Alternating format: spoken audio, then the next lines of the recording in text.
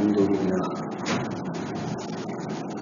لله نحمده ونستعينه ونستغفره ونؤمن به ونتوكل عليه ونعوذ بالله من شرور أنفسنا ومن سيئات أعمالنا من يهده الله فلا مضل له ومن يضلله فلا هادي له وأشهد أن لا إله إلا الله وحده لا شريك له وأشهد أن سيدنا ومولانا محمدا عبده ورسوله أما بعد فأعوذ بالله من الشيطان الرجيم بسم الله الرحمن الرحيم إنا نحن نحيي الموتى ونكتب ما قدموا وآثارهم وكل شيء أحصيناه في إمام مبين صدق الله المولانا العظيم وصدق رسوله النبي الكريم ونحن ذلك لمن الشاهدين والشاكرين والحمد لله رب العالمين.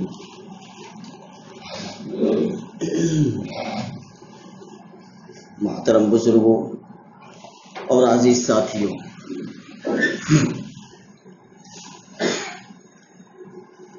قرآن کریم کی سورہ یاسین کی آیت کریمہ میں نے آپ کے سامنے تلاوت کی.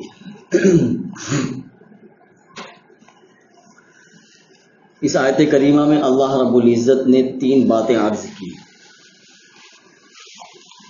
اس آیت کریمہ سے 3 بات سمجھ میں آ رہی ہے. چنانچہ ارشاد فرمایا انا نحن نحیی الموتى، ہم ہی مردوں کو زندہ کرتے ہیں. آگے فرمایا وَنَكْتُبُ مَا قَدَّمُوا، اور ہم بندوں کے وہ اعمال بھی لکھتے ہیں جس کو وہ آگے بھیج چکے ہیں. وَآثَارَهُمْ، اور ان کے وہ آثار جو انہوں نے پیچھے چھوڑ دیے اس کو بھی ہم لکھتے ہیں. گویا اس آیت کریمہ سے پہلی بات یہ معلوم ہوئی کہ اللہ رب العزت مردوں کو زندہ کرتے ہیں. تو مسلمانوں کا یہ عقیدہ ہے کہ واقعتاً اللہ رب العزت مردوں کو زندہ کرنے پر قادر ہے اور مردوں کو زندہ کرتا ہے. تو اسے سمجھنا چاہیے کہ ہماری زندگی جو یہ نظر آ رہی ہے یہ صرف یہی نہیں ہے کہ ہماری یہ زندگی جب تک موت نہیں آ رہی ہے یہی صرف زندگی نہیں، بلکہ مرنے کے بعد بھی ہم کو دوبارہ زندگی اللہ رب العزت عطا کرے گا. اسی وجہ سے مسلمانوں کا یہ عقیدہ ہے کہ مرنے کے بعد دوبارہ زندہ ہونا ہے.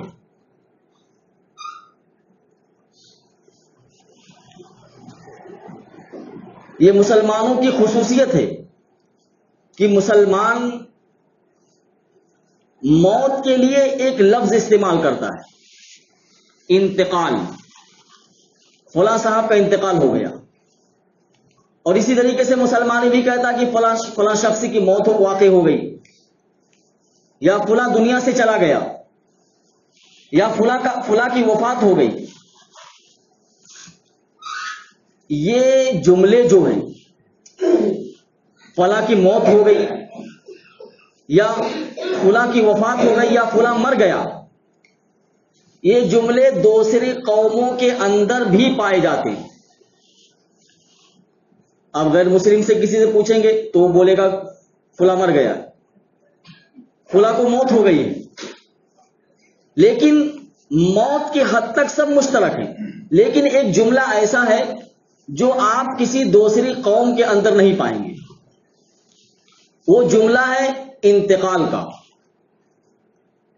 مسلمان جب کہتا ہے کہ فلاں شخص کا انتقال ہو گیا تو گویا وہ اس بات پر یقین رکھ رہا ہے کہ وہ یہاں سے منتقل ہو کر دوسرے جہان میں چلا گیا ہے. بھائی انتقال کا کیا مطلب ہے؟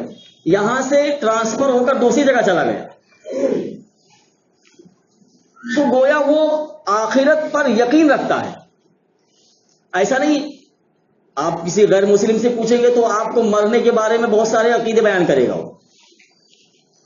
وہ تو ایسا عقیدہ بنا رکھے 7 جنموں تک کا عقیدہ بنا رکھا ہے کہ 7 جنم تک ہم یعنی مر گئے پھر زندہ ہوں گے، مر گئے پھر آ جائیں گے دنیا میں.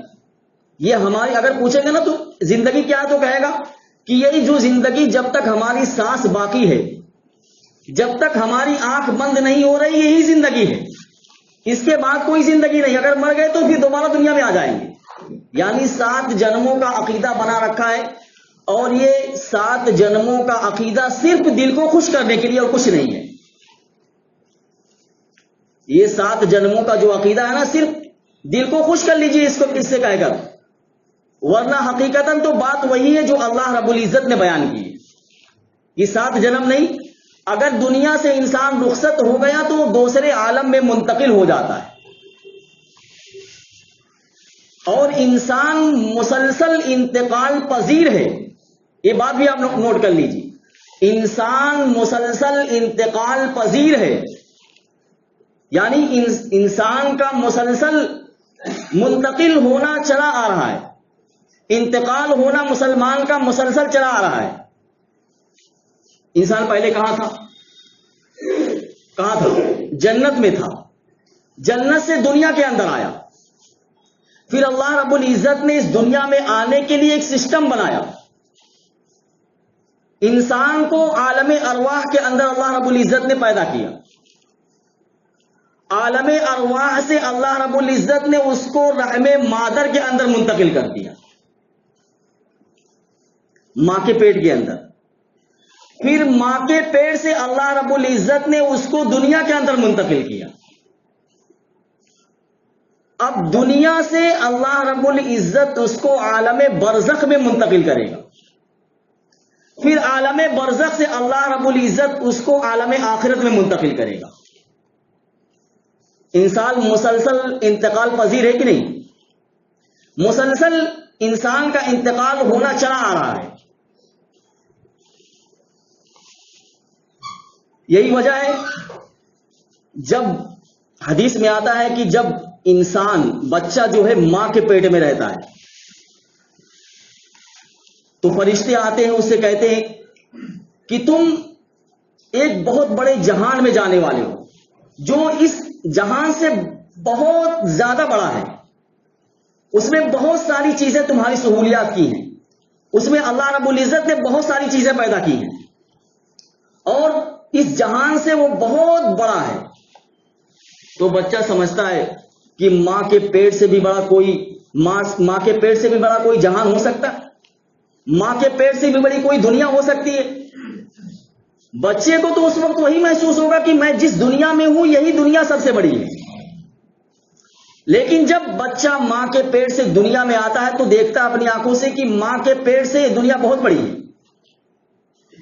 اور اس دنیا میں آنے کے بعد ہم کو یہ خبر دی گئی ہے کہ اس دنیا کے بعد ایک دوسرا عالم ہے، یہ اس عالم سے کئی گنا بڑا ہے. لیکن ہماری آنکھیں جو ہے چونکہ اس کو دیکھ نہیں رہی ہے اس لیے یقین نہیں کر رہی ہیں، ہم سمجھ نہیں پا رہے ہیں، ہمارا دماغ اس کو سمجھنے سے قاصر ہے.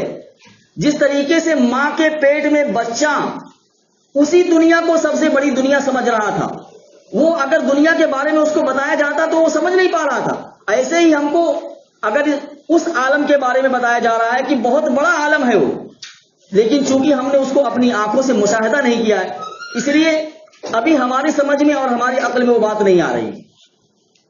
لیکن جب ہم اس عالم کو دیکھ لیں گے تو واقعتاً یہ محسوس ہوگا کہ یہ دنیا تو اس کے مقابلے میں کچھ بھی نہیں ہے. وہ تو عالم بہت بڑا ہے اور دنیا اس کے مقابلے میں بہت چھوٹی ہے جس میں ہم رہ کر آئے ہیں. تو یہ بات معلوم ہوئی کہ اللہ رب العزت مردوں کو زندہ کرتا ہے. یعنی مسلمان کا یہ عقیدہ ہے کہ ہم عالم آخرت میں پہنچنے والے ہیں اور اللہ رب العزت ہم کو دوبارہ زندہ کرے گا. دوسری بات اس آیت میں اللہ رب العزت نے بیان کی وَنَكْتُبُ مَا قَدَّمُوا وَآثَارَهُمْ، کہ ہم انسان نے جو عمل آگے بھیج دیا ہے اس کو بھی لکھتے ہیں، اور جو آثار اس کے پیچھے رہ گئے ہیں، اعمال کے جو آثار اس کے پیچھے رہ گئے ہیں اس کو بھی ہم لکھتے ہیں۔ مثال سے معلوم ہوا کہ انسان کا کوئی بھی عمل ایسا نہیں ہے جس کو لکھا نہ گیا ہو۔ یہ آیت بتا رہی ہے کہ انسان کا چھوٹا سا چھوٹا عمل بھی، بڑے سے بڑا عمل بھی اللہ رب العزت کے ریکارڈ میں موجود ہے۔ کوئی بھی چیز اللہ رب العزت کے احاطے سے باہر نہیں ہے۔ وہ اعمال جو انسان نے آگے بھیج دیا وہ تو سمجھ میں آ رہا ہے، لیکن آثار کیا ہے؟ اس آیت میں آثار کا لفظ اللہ رب العزت نے بیان کیا کہ آثار کو بھی ہم لکھتے ہیں۔ آثار کے معنی آتے ہیں نشانی کے، پیچھے والے حصے کے۔ دیکھیے، آپ نماز پڑھنے کے لیے مسجد میں آئے ہیں، وضو ایک عمل ہے، اسی طریقے سے نماز ایک عمل ہے۔ آپ اس کو پورا کرنے کے لیے مسجد کی طرف آئے، اس آنے میں آپ نے اپنے قدموں کا استعمال کیا، قدموں کو استعمال سے زمین کے اوپر کچھ نشانات آپ کے قدموں کے بنے، اسی کو آثار کہتے ہیں۔ یعنی وہ جو قدم کے نشانات آپ کے زمین پر بن گئے ہیں، اللہ رب العزت ان آثار کو بھی، ان نشانات کو بھی لکھ رہا ہے۔ یہی وجہ ہے حدیث میں کہ جو بھی بندہ مسجد کی طرف قدم اٹھاتا ہے تو اس کو نیکی ملتی ہے۔ ایک اثر یہ ہے کہ انسان مرنے کے بعد اس کے اعمال نامے کا جو دفتر تھا وہ بند ہو جاتا ہے، لیکن کچھ چیزیں ایسی ہیں جس کا ثواب اس کو مرنے کے بعد بھی ملتا ہے۔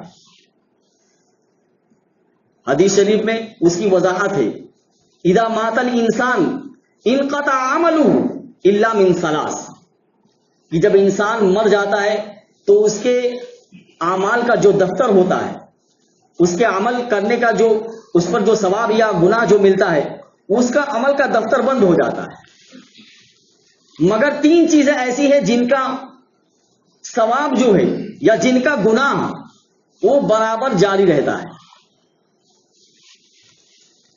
نمبر ایک، اللہ کے رسول صلی اللہ علیہ وسلم نے فرمایا صدقۃ جاریۃ، صدقہ جاریہ، یعنی کوئی ایسا عمل آپ نے کر دیا کہ جو آپ کے مرنے کے بعد بھی اس کا اثر باقی ہے۔ جیسے آپ نے مدرسہ قائم کر دیا، آپ نے مسجد بنوا دی، آپ نے کہیں پانی کی ضرورت تھی وہاں کنواں کھودوا دیا، یا پانی کی ٹینکی لگوا دی، یا کسی غریب کے لیے آپ نے کوئی ایسی رقم مختص کر دی اپنے کاروبار میں کہ اس کے لیے اس میں سے حصہ لگ رہا ہے، یہ سارے صدقے جاریہ ہیں۔ دوسرا، اللہ کے رسول صلی اللہ علیہ وسلم نے فرمایا یا ایسا علم او علم ينتفع به، یا وہ انسان دنیا کے اندر ایسا علم چھوڑ کر گیا ہے کہ اس سے دوسرے لوگ نفع اٹھا رہے ہیں، تو جب تک اس کے علم سے لوگ نفع اٹھاتے رہیں گے اس کو ثواب، اگرچہ وہ اس کے اعمال کا دفتر بند ہو چکا ہے، اس کا ثواب فرشتوں کا قلم لکھتا رہے گا قیامت تک۔ تیسری چیز، اللہ کے رسول صلی اللہ علیہ وسلم نے فرمایا او ولد صالح يدعو له، کہ انسان دنیا سے چلا گیا لیکن اس نے اپنی اولاد پر ایسی محنت کی ہے، اپنی اولاد کی ایسی تربیت کی ہے کہ وہ دین کے سانچے میں ڈھل گیا ہے، اس کی دینی تربیت ایسی کی ہے کہ وہ ہر وقت جو ہے اللہ رب العزت سے اپنے باپ کے لیے دعا کرتی ہے۔ نیک اولاد اگر چھوڑ کر گیا ہے تو یہ نیک اولاد بھی اس کے لیے صدقہ جاریہ ہے، کیونکہ وہ نیک اولاد جو بھی نیک کام کرے گی، نماز پڑھے گی، تبلیغ میں جائے گی، اور اسی طریقے سے ذکر و اذکار جو بھی کرے گی وہ، اس کا ثواب اس کے باپ کے نامہ اعمال میں لکھا جاتا رہے گا۔ اس لیے انسان کو کوشش کرنا چاہیے۔ دیکھیے حلال روزی کمانا بہت مشکل ہے۔ کیوں مشکل؟ اس وجہ سے کہ حلال روزی کمانے میں انسان کو بہت احتیاط کرنی پڑتی ہے۔ یہ وجہ علماء نے لکھا ہے کہ کوئی اگر 1 کروڑ روپے چھوڑ کر جائے، وہ اس سے بہتر حلال روپے 1 کروڑ حلال روپے چھوڑ کر جائے، اس سے بہتر ہے کہ اپنے اولاد کی دینی تربیت کر دے۔ حلال روپے اس وجہ سے کہا کہ حلال روزی کمانا اس زمانے میں بہت بہت بہت مشکل ہے۔ کیوں؟ اس وجہ سے حلال روزی کمانے میں آپ کو بہت سارے تکلفات سے گزرنا پڑے گا۔ آپ کو یہ سوچنا پڑے گا کہ میں کہیں جھوٹ تو نہیں بول رہا ہوں، یا میں اپنی تجارت میں کوئی خیانت تو نہیں کر رہا ہوں، یا میں اس سامان کا غلط وصف تو نہیں بیان کر رہا ہوں۔ یہ ساری چیزیں جو ہے آپ کو دھیان میں رکھتے ہوئے تجارت کرنی پڑے گی اور پھر حلال روزی حاصل کرنی پڑے گی۔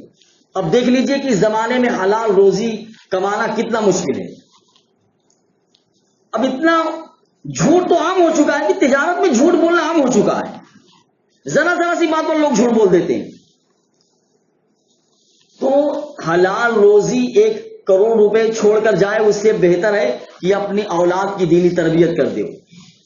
اگر اولاد کی دینی تربیت اس نے کر دی تو یہی اولاد اس کے لیے صدقہ جاریہ بن جائے گی، اور جب صدقہ جاریہ بنتے اس کے مرنے کے بعد بھی اس کے اعمال کے دفتر میں نیکیاں اور ثواب فرشتے جو ہے اپنی قلم سے لکھتے رہیں گے۔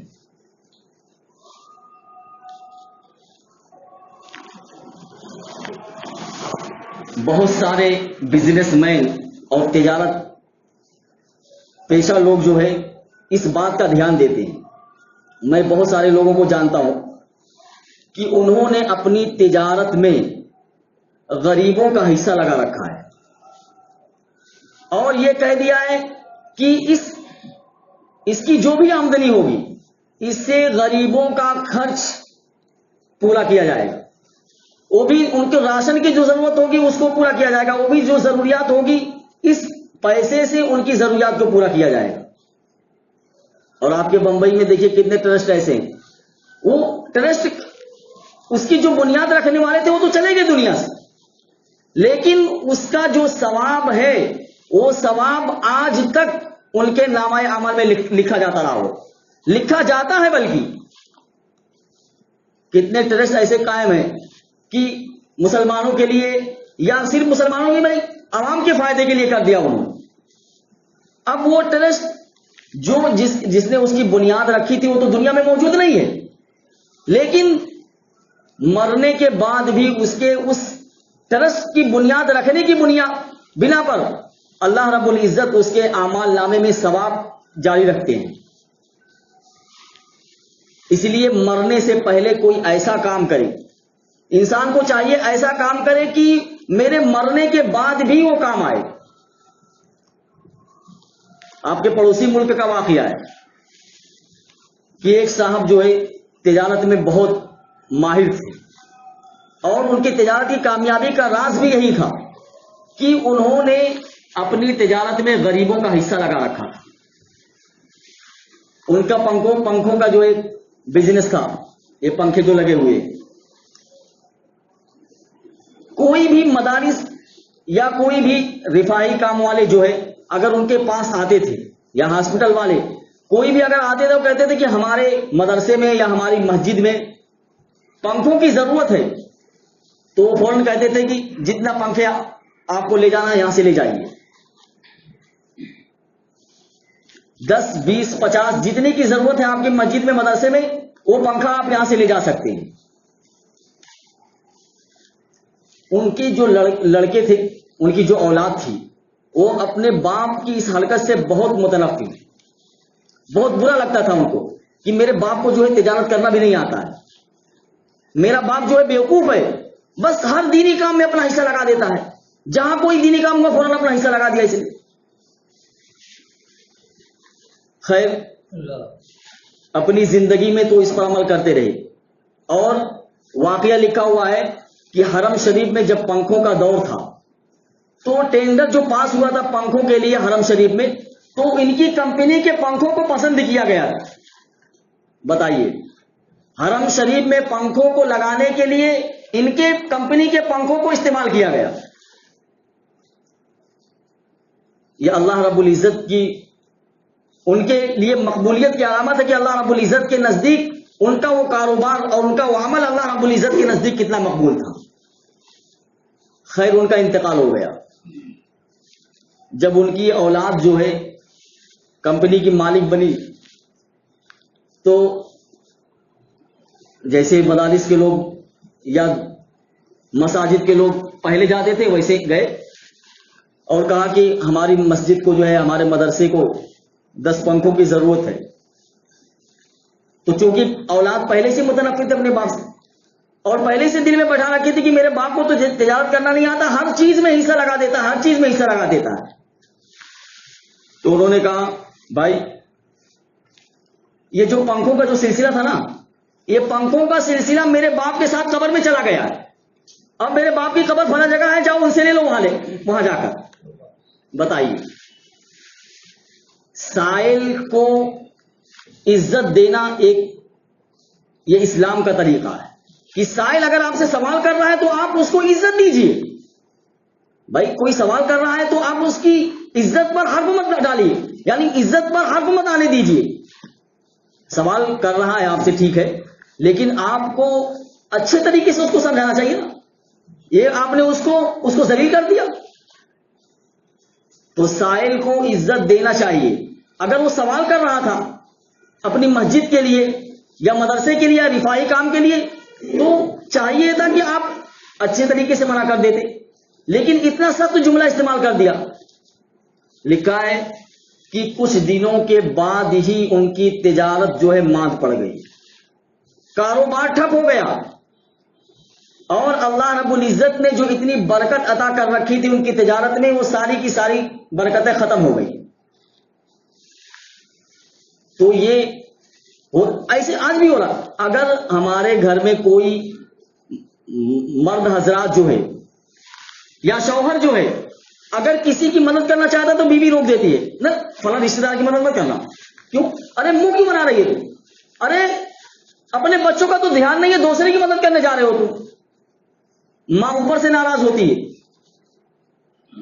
دیکھیے دوستو، ہم مر جائیں گے، مرنے کے بعد ہمارا جو عمل ہے وہی ساتھ جائے گا، لیکن ہم ایسا کام کریں کہ مرنے کے بعد بھی ہمارے عمل کا سلسلہ برابر جاری رہے.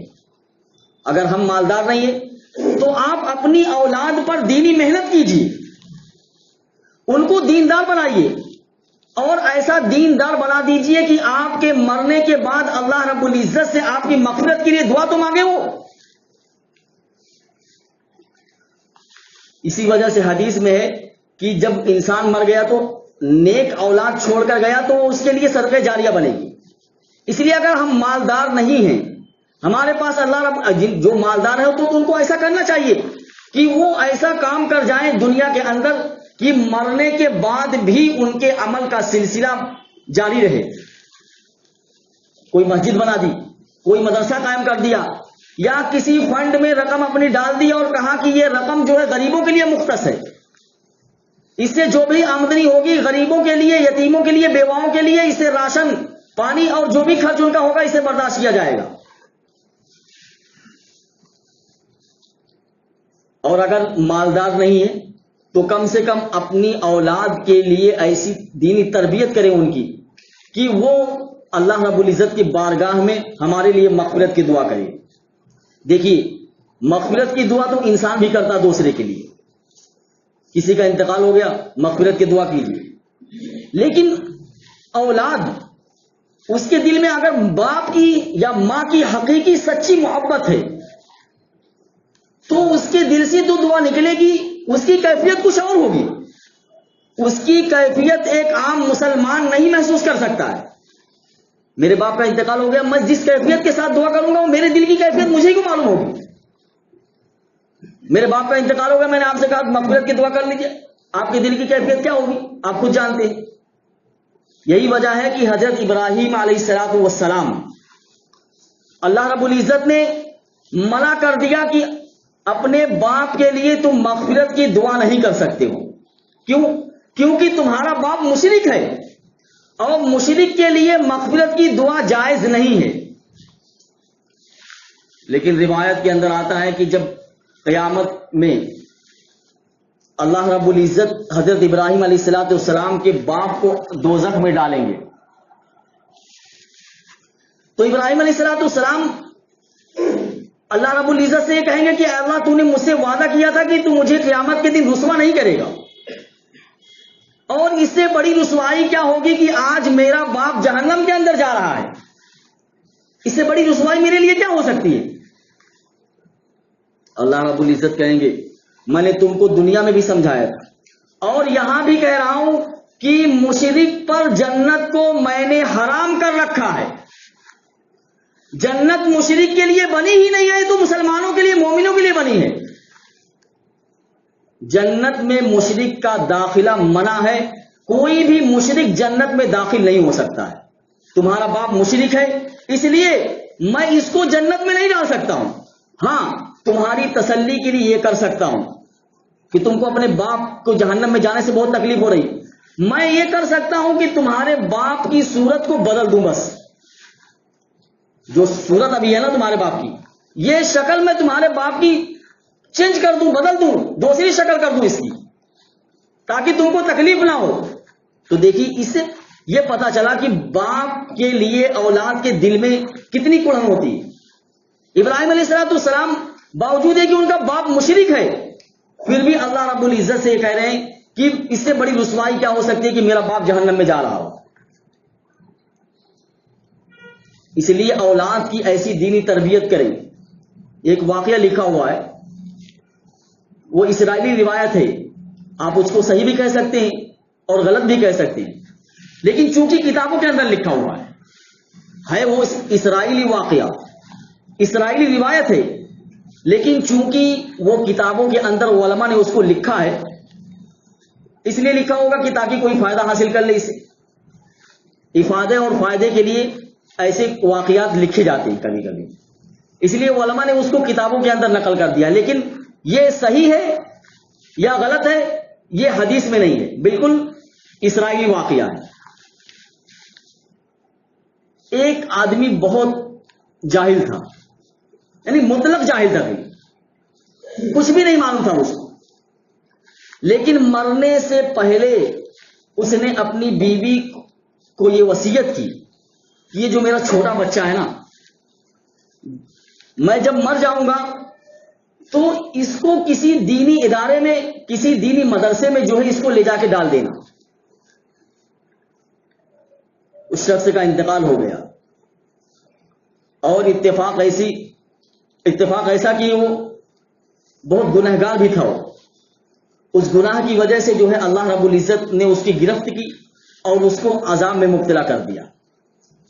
قبر کے اندر اس کو عذاب ہونے لگا. اب بیوی کو اپنے شوہر کی وصیت یاد آئی اور اس نے اپنے معصوم بچے کو لے جا کر مسجد میں امام صاحب کے پاس کہا امام صاحب اس بچے کو آپ پڑھائیے. معصوم سا بچہ صاحب بولنا بھی نہیں جانتا، توتلی زبان سے بول رہا ہے وہ. مولانا نے کہا چلیے بیٹا پڑھیے بسم اللہ الرحمن الرحیم. بیٹا معصوم ہے بچہ اور زبان بھی توتلی ہے، اس نے اپنی توتلی زبان سے جو ہے اللہ رب العزت کا نام لیا، بسم اللہ بسم اللہ، یعنی جو بھی زبان، جس توتلی زبان میں اس نے کہا ہوگا. اللہ رب العزت کو اس بچے کی توتلی زبان سے بسم اللہ الرحمن الرحیم پڑھنا اتنا پسند آیا کہ اللہ رب العزت نے فرشتوں کو حکم دیا کہ اس بندے کے عذاب قبر کو ہٹا دیا جائے. فرشتے حیران، ابھی تو عذاب دینے کا حکم دیا اور ابھی اس کے عذاب کو ہٹایا جانا، کیا ماجرا ہے، کیا ہو گیا؟ اللہ رب العزت فرشتے عرض کرتے ہیں اس کے عذاب قبر کو کیوں ہٹایا جا رہا ہے؟ کیا وجہ ہو گئی ہے؟ ابھی تو آپ نے حکم دیا کہ اس کو عذاب میں پکڑ لیا جائے، اور ابھی آپ کا حکم ہو رہا ہے کہ اس کو عذاب سے اس کے اوپر سے عذاب کو ہٹا دیا جائے۔ اللہ رب العزت نے کہا کہ اس کے معصوم بچے نے اپنی توتلی زبان سے بسم اللہ الرحمن الرحیم میرا نام لیا ہے، میری رحمت کو اور میرے رحمان ہونے کا اقرار کیا ہے۔ میری غیرت اور اس بات کو گوارا نہیں کر رہی ہے کہ اس کا معصوم بچہ اپنی توتلی زبان سے رحمان اور رحیم کہے، اور میں رحمان اور رحیم ہونے کے باوجود اس کے باپ کو عذاب دوں۔ میری غیرت، میں بہت غیرت مند ہوں، میں بہت قوی ہوں، اور میں جبار بھی ہوں، قہار بھی ہوں، اور رحمان بھی ہوں۔ میری رحمت اس بات کا تقاضا نہیں کر رہی ہے کہ میں اس کے بچے کی زبان سے نکلی ہوئی توتلی زبان سے میرا نام، اس کے باوجود میں اس کے باپ کو عذاب قبر دوں، اس وجہ سے اس کے عذاب قبر کو ہٹا دیا جائے۔ بتائیے، معصوم سا بچہ ابھی دینی تعلیم حاصل کر رہا ہے، اس کی وجہ سے اللہ رب العزت نے اس کے باپ کے عذاب قبر کو ہٹا دیا۔ اگر ہم اپنے بچے کو سراپا دیندار بنا دیں گے تو بتائیے کیا ہوگا؟ وہ جتنی بھی نیکیاں کرے گا، وہ تبلیغ میں وقت لگائے گا، جماعتوں میں جائے گا، ایک دوسرے کی تشکیل کرے گا، اور اسی طریقے سے اگر کسی مسلمان کو نماز نہیں پڑھنا آتا، اس نے نماز پڑھنا سکھا دیا تو اس کو نماز پڑھنا تو آ گیا، اب وہ دوسرے کو بتائے گا، اس کو بھی نماز پڑھنا آ جائے گا۔ یعنی جتنے لوگوں کو بتاتا جائے گا اس کے نامہ اعمال میں نیکیوں کا اضافہ ہوگا، اور پلس اس کے باپ کے نامہ اعمال میں بھی نیکیوں کا اضافہ ہوگا۔ اس لیے کوشش یہ کیجئے کہ ہم اپنے بچوں کی دینی تربیت کریں۔ اللہ رب العزت ہم کو بھی کہنے سننے سے زیادہ عمل کرنے کی توفیق عطا فرمائے۔ وآخر دعوانا الحمدللہ رب العالمین۔